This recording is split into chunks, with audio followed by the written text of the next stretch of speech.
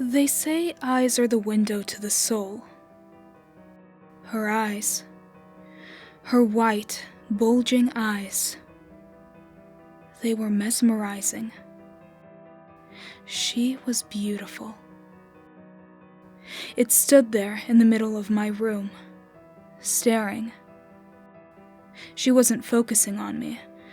It felt like she was looking through me. Her scream abruptly pierced the night air, making me jump. She then disappeared into the night, and my eyes came to rest on her shadow. The shadow she made when she forced my window and blinds open from the outside. The shadow she made when she let the moon's rays beat down on her back. The silhouette on the floor was still there, but she had disappeared. This dark figure on my floor began to creep closer and closer to my bed until it was virtually beside me. I dared not peek over the edge in sheer terror of what I would see.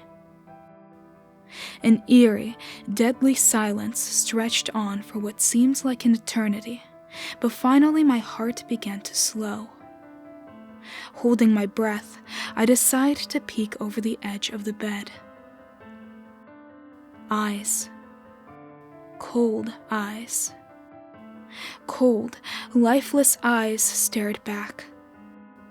I couldn't look or turn away. I was captured by her gaze. Pale, cracked hands stretched out for me slowly and cautiously. I was sweating buckets now. Everything inside was kicking and screaming at me to pull away, react, retaliate, or at least respond. Nothing. Her hands touched my face. She stopped.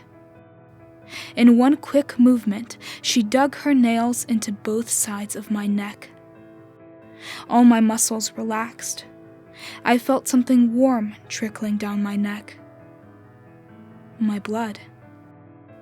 I was wincing from the pain, but still enthralled by her. Carefully, she began to pull me towards her expressionless face. Her mouth began to unhinge like a snake, showing rows upon rows of beautiful, stained teeth. I was scared. I was alone. I woke in a pool of my own sweat and tears. Trying to catch my breath again, I rubbed my eyes. Suddenly, something caught them. My window had been forced open. Moonlight was streaming in, and a shadow in the corner of my room.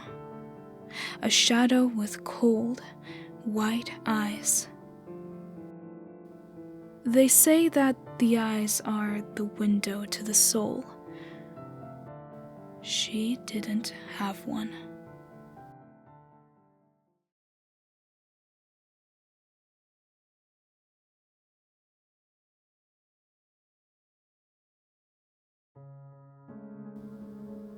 In the middle of England, there is a farm owned by a man called John Glass.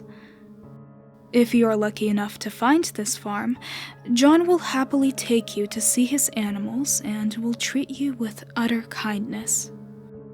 He will keep you there until nightfall, when he will insist that you must stay over and drive back in the morning.